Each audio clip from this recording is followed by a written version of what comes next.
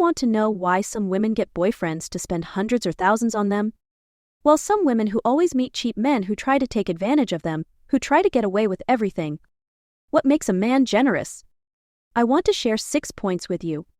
It is all about the right people and circumstances. First, the guy has to actually have money. If he only earns the same salary, no matter how much he loves you, he simply can't spend more than that. So, the first thing is he genuinely needs to have the money. This is key. Watch this video how to identify the real rich. Second, his money comes fast. His wealth isn't from a conventional source. For example, people in e-commerce, sudden internet fame, or those who made big profits in Bitcoin. These kinds of guys love to spend big. In contrast, traditional businessmen, who have built their wealth over 10 or 20 years, are usually more conservative with their money. Third, he needs to be a generous man by nature. So, here's the thing. People tend to only see what they want to see. You're just focusing on what fits your imagination, completely ignoring everything else. It's really easy to fall into this mental trap. When you want something to go a certain way, you'll keep convincing yourself that your perspective is right. For example, if you're hoping a guy is someone who'll really invest in you, you'll start finding countless reasons to support that idea. And anything that doesn't align with it, you'll just ignore. But this approach is completely misguided. It's not based on reality or logic, it's rooted in your fixation on the outcome you want. In your mind, you hope the guy will take responsibility, so you start bending everything to support that belief. It's insane, really. Completely irrational.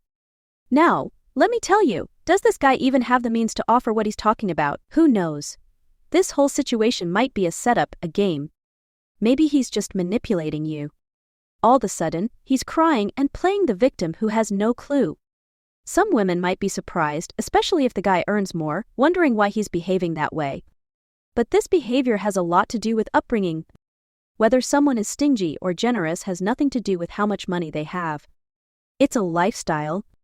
Some people are naturally generous and others are stingy by nature. Generosity is a way of life, just as stinginess is.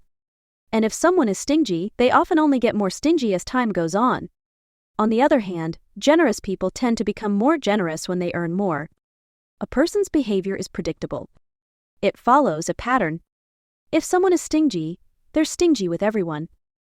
That's a lifestyle, a mindset, a reflection of their values. Don't fall for the story that he's frugal with everyone else but generous only with you. People who are tight with money are consistent. They don't suddenly start throwing money around for one person. You know, some guys will tell you they gave their ex so much money. Like millions. But it's usually because the ex provided them with immense value.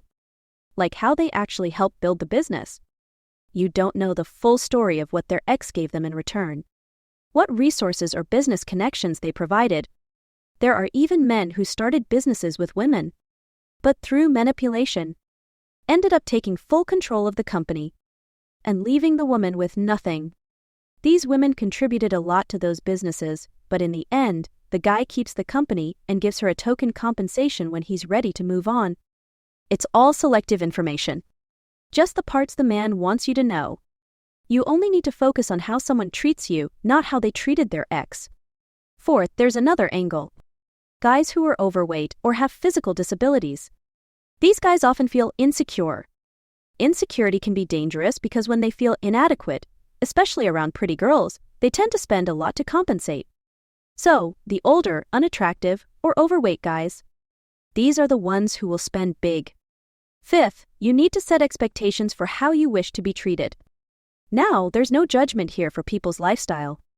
We have our own standards, and we want to choose people who align with those standards. We need to give generous guys more chances, showing them that their generosity is appreciated and helps them stand out in a competitive dating market. We're looking to cultivate relationships that fit within our values, whether that's generosity or otherwise. For high-value women who are high earners, highly educated, or in leadership roles, we need to teach men that generosity and respect are crucial. If you're generous, you'll earn my respect. But if you're stingy, I'll respect your choices, but I'll also walk away. We're building a framework with our behavior.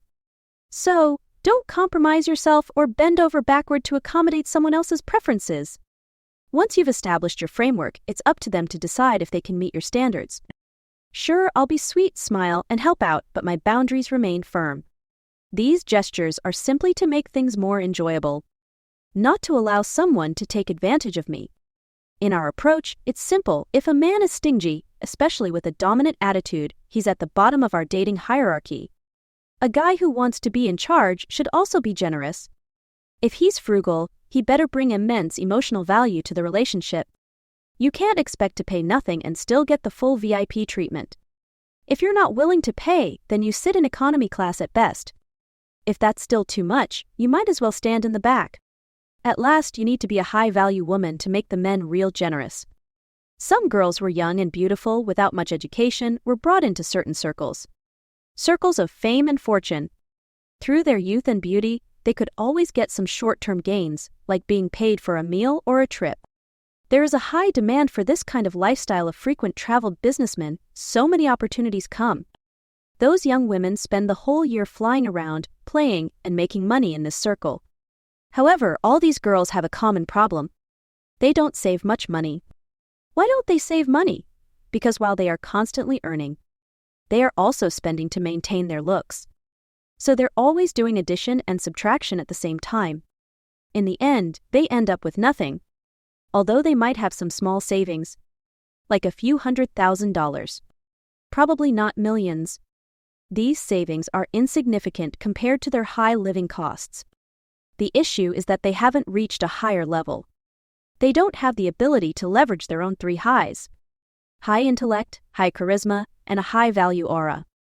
Since they can't achieve these three highs, they can't hold on to someone who will continually make large, long-term investments in them. Sometimes people get caught up in a certain pace of life. Let me give you an example. Imagine someone who has to move a lot of bricks every day. When they are exhausted after work, do they still have the energy to think about how to build a more sustainable and long-term career? This is their main problem. All their energy and time are consumed by repetitive, cash flow generating tasks, and they have high expenses to maintain, so they can't stop. Their time gets trapped in this cycle, and as a result, they don't have the time or energy to improve their core competencies. They rely on something repetitive, which is no different than relying on being young and beautiful. If all you do is take advantage of your youth and beauty every day, you are essentially relying on the young and beautiful flower vase approach. But the essence is that you have no core competency.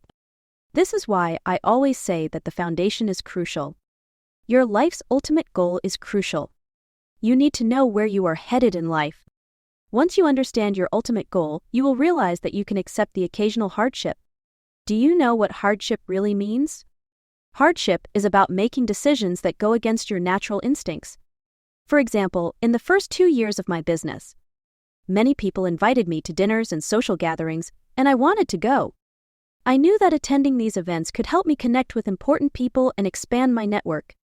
But during those first 2 years of entrepreneurship, I knew that what I needed most was to stay focused and methodically build my business from the ground up. No one could help me with that process. So, I was willing to reduce my expenses to contribute to my business. I chose to pull back my time and energy to build my core competencies. That's what hardship is about. When you're caught in a cycle that provides constant, easy cash flow, and it feels light and easy in the beginning, how can you resist the temptation of the immediate rewards? That is what enduring hardship truly means. Resisting the temptation of that cake right in front of you. If you want to learn a step-by-step training on how to find a provider man, watch this video. So what do you think about finding a generous man? Please share your ideas.